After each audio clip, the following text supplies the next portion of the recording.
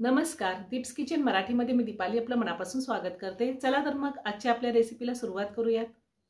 आज मी तुम्हाला चटणीचा एक प्रकार करून दाखवणार आहे। त्यासाठी मी इथे अर्धी गड्डी कोथिंबीरची घेतली। कोथिंबीर निवडून स्वच्छ धुवून थोडीशी कट करून घेतलेली आहे। 2 मीडियम साइजचे टोमॅटो घेतलेत। 4 चमचे वाळलेलं खोबरं मी किसून घेतलेलं आहे।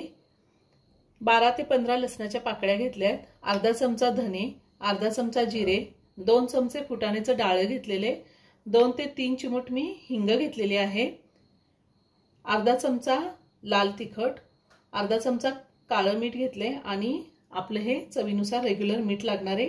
फोडणीसाठी थोडी कोथिंबीर बारीक चिरून घेतली, 2 सुक्या लाल मिरच्या घेतल्या, थोडे हिंग घेतलाय, पाव चमचा मोहरी, पाव चमचा जिरे आणि 10-12 कढीपत्त्याची पानं घेतली आणि आपल्याला तेल लागणार आहे। मी गॅसवर पॅन ठेवलाय, त्यामध्ये 2 चमचे तेल घालते। तेल गरम झाले, तेलामध्ये मी धने घालते, त्यातच आपल्याला जिरे घालायचे। हे थोडंसं परतून घेऊया। आता ह्यातच आपल्याला लसूण घालायचं आहे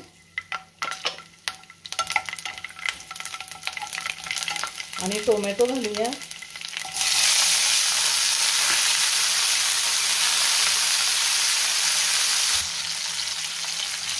हिंग घालूया आणि टोमॅटो थोडा मऊ होईपर्यंत आपल्याला परतून घ्यायचा आहे। ही चटणी उन्हाळ्याच्या दिवसात आवर्जून खाल्ली पाहिजे। कोथिंबीर थंड असते, त्यामुळे उन्हाळ्याच्या दिवसात कोथिंबीरचं प्रमाण आपण आहारामध्ये जास्त ठेवलं पाहिजे।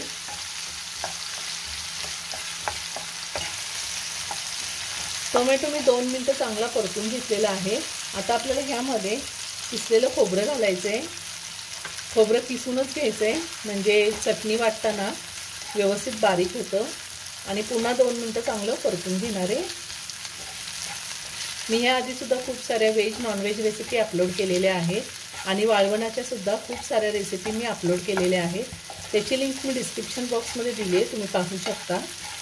अजूनही तुम्ही माझं चॅनल सबस्क्राईब केलं नसेल तर नक्की सबस्क्राईब करा आणि शेजारील बेल आयकॉन क्लिक करा, म्हणजे मी ज्या रेसिपी अपलोड करते त्याचं नोटिफिकेशन तुम्हाला मिळेल आणि तुम्ही माझ्या रेसिपी बघू शकाल। आता आपण ह्यामध्ये फुटाण्याचं डाळ घालूया आणि पुन्हा 1 मिनिटभर चांगलं परतून घेऊया आणि आता कोथिंबीर घालूया। कोथिंबीर मी थोडी बारीक चिरून घेतलेली आहे। ही कोथिंबीरची चटणी खायला खरंच खूप सुंदर लागते, नक्की करून पहा।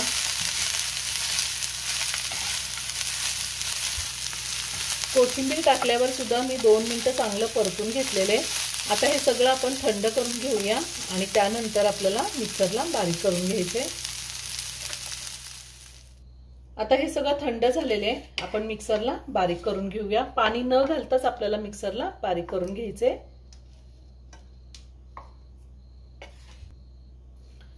मी सगळं मिक्सरच्या भांड्यात काढून घेतलेले। आता त्यामध्ये काळं मीठ घालूया, चवीनुसार आपलं रेग्युलर मीठ घालायचे, लाल तिखट, लाल तिखटाचं प्रमाण तुम्ही तुमच्या आवडीनुसार कमी किंवा जास्त घेऊ शकता। आता पाणी न घालताच मी हे बारीक करून घेणार आहे। मी ही चटणी मिक्सरला बारीक करून घेतलेली आहे। आता आपण चटणीला फोडणी देऊन घेऊया। मी तोच पॅन घेतलेला आहे, त्यामध्ये पुन्हा मी 2 मोठे चमचे तेल घातले। तेल थोडं जास्त घ्यायचे, म्हणजे चटणी जास्त दिवस टिकते। ही चटणी आपण 15 दिवस फ्रीजमध्ये ठेवू शकतो, व्यवस्थित टिकते। तेल गरम झाले, त्यात मी मोहरी आणि जिरे घालते।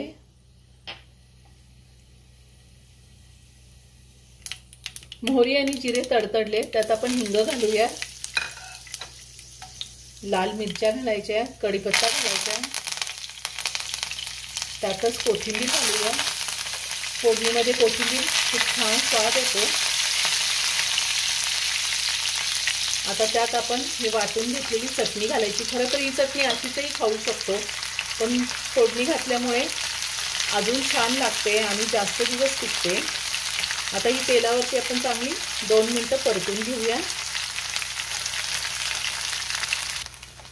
2 मिनिटं मी चटणी चांगली तेलावरती परतून घेतलेली। आता गॅस बंद करते आणि चटणी एका बाउलमध्ये काढून घेते। खूप छान झाली आहे। तयार झाली कोथिंबीरची चटणी। ही चटणी आपण चपाती, भाकरी, पुरी, भात कशासोबतही खाऊ शकतो। खूप छान लागते। तुम्ही एकदा नक्की करून पहा। व्हिडिओ जर आवडला तर व्हिडिओला लाईक आणि शेअर करायला विसरू नका। रेसिपी आवडली असेल तर कमेंट करून नक्की कळवा। पुन्हा भेटूया अशाच एका छानशा साध्या आणि सोप्या रेसिपी बरोबर। धन्यवाद।